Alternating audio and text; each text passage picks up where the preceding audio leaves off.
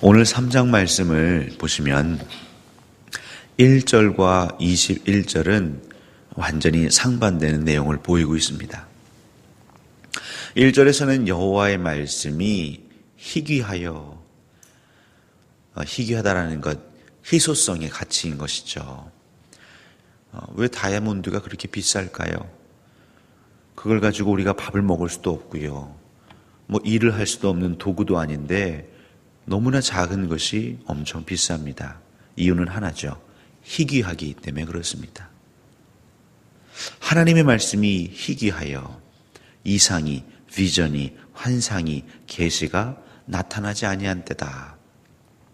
근데 어떤 연유에서인지 3장 21절 마지막 가서는 여호와께서 실로, 여기서 실로는 이 당시 이스라엘 백성들에게는 예배의 중심지였죠. 이제 예루살렘으로 가기 이전에 그 언약궤가 실로에 머물러 있었습니다.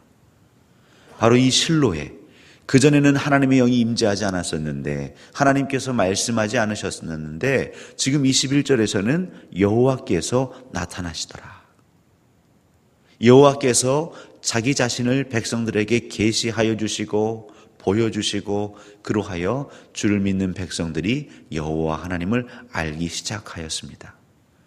그러면 무슨 차이가 있었을까요? 바로 1절에서는 바로 그 이유가 다음 절에 나오지요. 엘리가 문제입니다.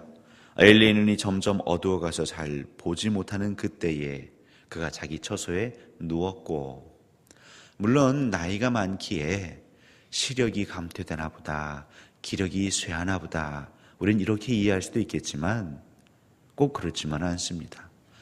엘리는 그냥 평범한 사람이 아니라 이 당시는 하나님의 부름받고 택함받은 제사장이 사명을 감당했던 자이죠. 여러분, 신명기 34장 7절을 보시면 모세가 나옵니다. 모세가 죽을 때 나이 120세였으나, 120세의 나이입니다. 아마 엘리보다 더 많았을 겁니다. 근데 그 모세는요, 눈이 흐리지 아니하였고 기력이 쇠하지 아니하였더라. 그러니까 나이가 들었다고 해서 꼭 시력이 감퇴되고 그 기력이 쇠해서 그 자기 처소에 눕는 것이 당연한 것만은 아니죠. 제사장이 밤에 눕는 걸 가지고 여기 썼겠습니까? 잠자야 할 시간에 눕는 걸 가지고 썼겠냐고요. 그의 일과 시간 중에 그는 아마 처소에 눕기를 자주 했을 것입니다.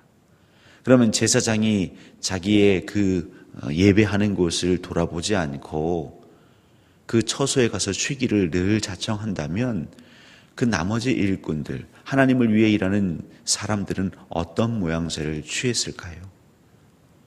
왜 엘리 아들들이 그토록 악을 행했을까요?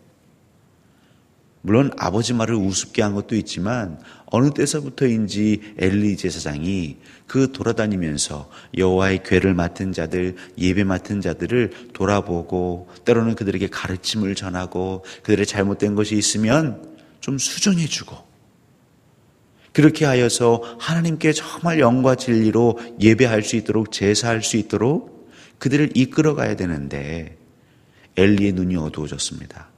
먼저 그가 하나님을 보지 못하기 시작한 것이죠. 하나님이 보이지 않다 보니까 그 사명을 감당함에 있어 그 영적인 거룩한 긴장감이 없는 것이죠. 그냥 늘 해왔던 방식대로 아주 기계적으로 어떤 사용 설명서대로, 매뉴얼대로 엘리가 움직이기 시작한 것입니다. 그러다 보니 그 아들 역시 그 처음부터 제대로 거룩하게 하나님께 예배하는 것을 배우고 그것을 집례하는 것을 배워야 할 이 아이들이 이 엘리가 신경 쓰지 못하다 보니까 나중에 가서는 중구난방한 것이지요. 본인들이 관심 있어 하는 것에는 머물지만 귀찮고 힘들고 외면하고 싶은 자리에는 사람들이 안 가기 시작합니다. 어떤 분들은 종종 얘기하십니다. 새벽 기도가 너무 어렵습니다. 여러분 그러십니까? 여기 나오신 분들은 늘 새벽을 깨우시는 분들이어서 제가 이제 고난주간 특별 새벽 기도회를 인도하면서 예전에는 몰랐습니다. 근데 그 한 주 하는 것도 이게 보통 쉬운 게 아니더라고요. 어려운 게 아니더라고요. 죄송합니다.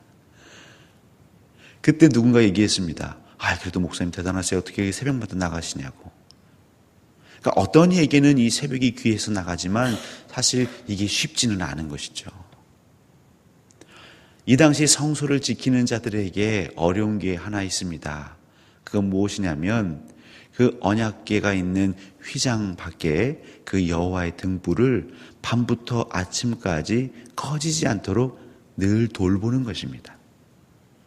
출애굽기와 레위기에 보면 여호와의 등불이 늘 제단 앞에서 꺼지지 않도록 잘 간수하라고 그 성전을 맡은 자들에게 하나님 말씀하셨죠. 이 군인들에게 힘든 건 이 보초입니다. 남들 다 자야 할 시간에 불침번 쓰는 것이죠.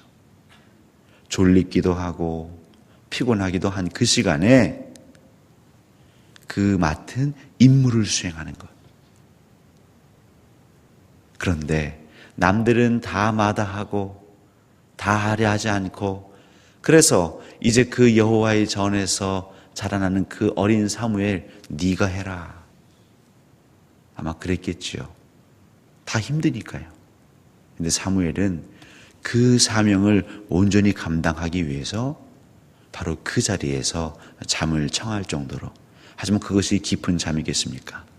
자다 깨다 자다 깨를 반복하면서 그 여호와의 등불이 꺼졌는지 꺼질는지 늘 바라보는 그 사무엘.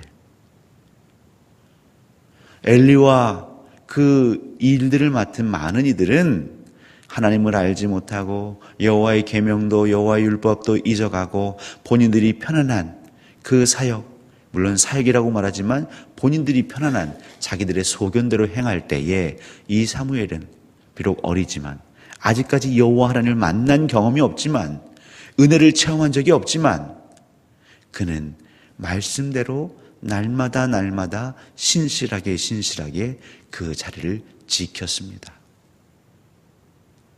하나님의 말씀을 변함없이 지킨 그 사무엘에게 그 등 뒤에서 그 사무엘을 보고 있던 여호와 하나님께서 그의 이름을 부르기 시작하는 것이죠. 사랑하는 성도 여러분,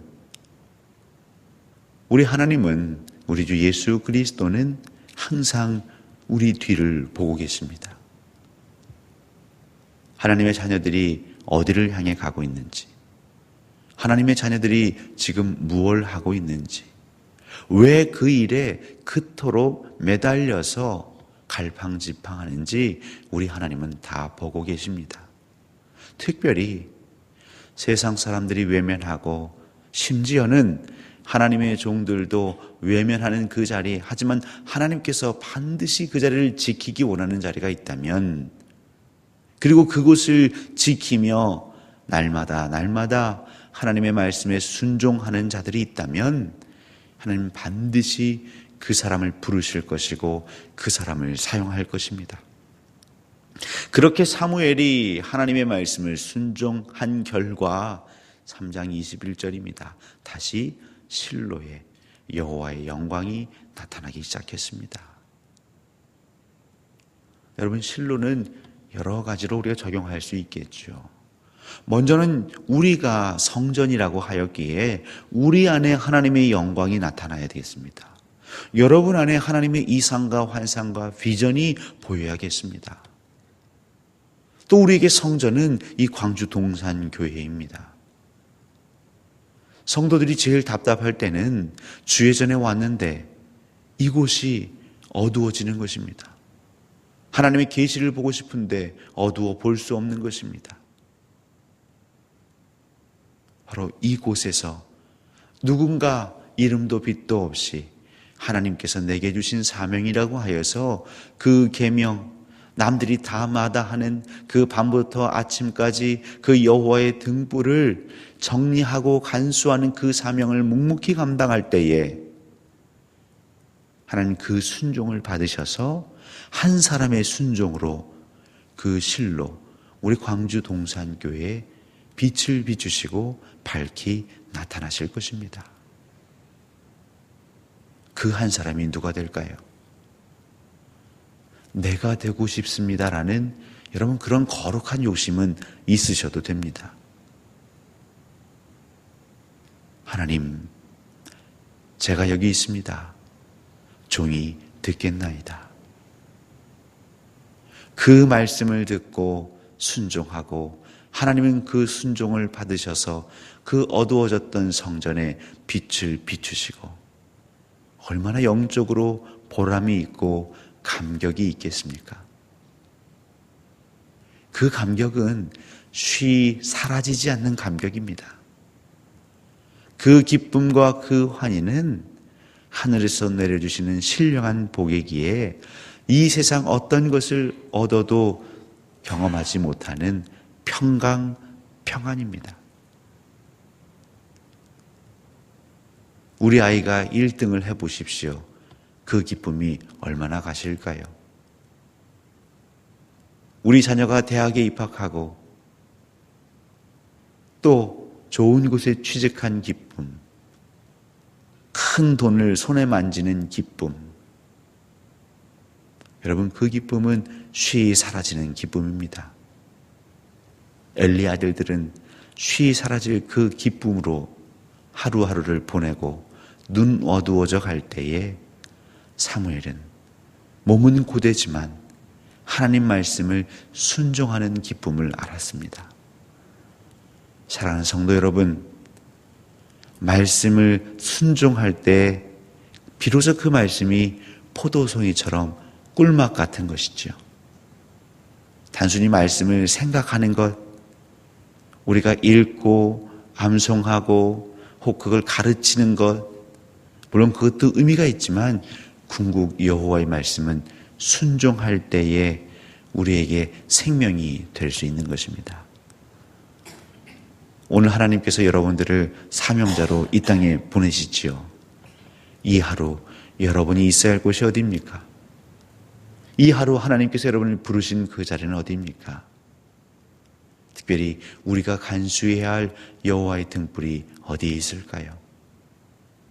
힘들고 어려우셔도 남들이 몰라주고 때로는 외면하고 나를 무시한다 할지라도 여러분 세상 사람들의 그 평판, 그 인식에 매이지 마시고 내 뒤에서 하나님이 바라보고 계시다. 그리고 흐뭇하게 미소 지으시는 우리 부활하신 주 예수 그리스도를 여러분 꿈꾸시면서 그 사명의 길 힘차게 좌우로 흔들리지 마시고 앞만 보고 달려가시기를 주님의 이름으로 간절히 축원합니다.